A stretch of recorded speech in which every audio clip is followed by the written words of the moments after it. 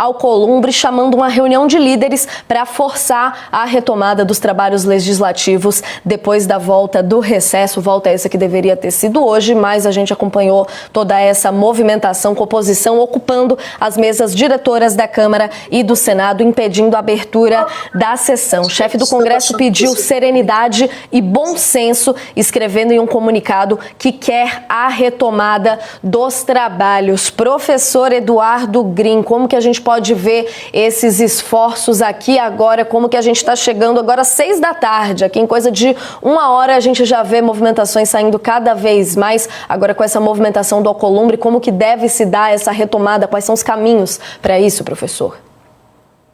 Bom, veja, eu acho que essa atitude da extrema-direita, do bolsonarismo, ela, reiterando o que eu tinha comentado antes, ela só caminha para aumentar ainda mais o isolamento dessa força política. Se havia alguma intenção do bolsonarismo de, quem sabe, se aproximar do centrão, compor uma chapa que pudesse ter alguém representando o bolsonarismo, a família Bolsonaro, ou algum candidato do centrão, o próprio Bolsonaro estimulando vários governadores a saírem como pré-candidatos, isso lhe interessa, que significa dizer que ele tem menos, ele tem mais diversidade, vamos dizer assim, de opções, e ele pode se consolidar como o único candidato da extrema-direita. Todo o cálculo político feito pelo bolsonarismo, a meu juízo, vem desandando de maneira muito rápida. Então, nesse sentido, eu acho que hoje o Hugo Mota e o Davi Alcolumbre estão muito mais próximos do governo que já estiveram há pouco tempo atrás. Porque, de maneira até paradoxal, toda a situação provocada pelo tarifaço do Trump,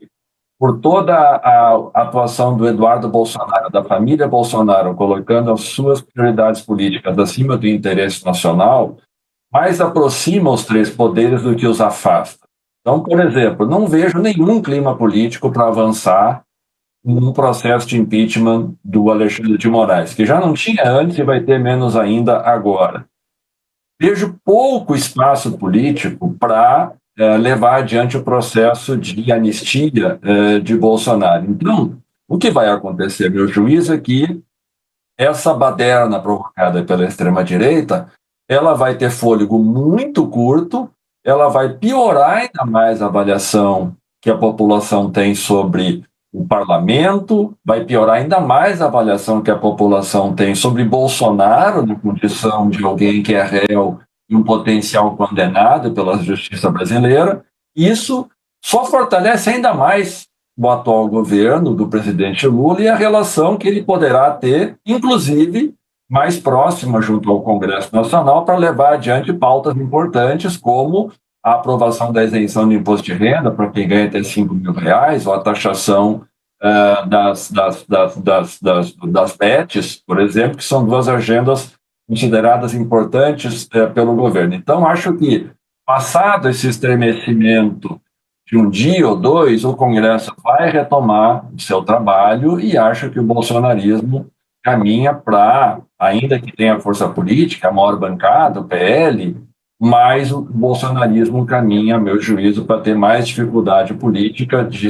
tramitar dentro do Congresso Nacional e caminha também para ampliar o seu isolamento na sociedade. Então, esta é a expectativa, que não quer dizer que nós teremos uma situação pacificada.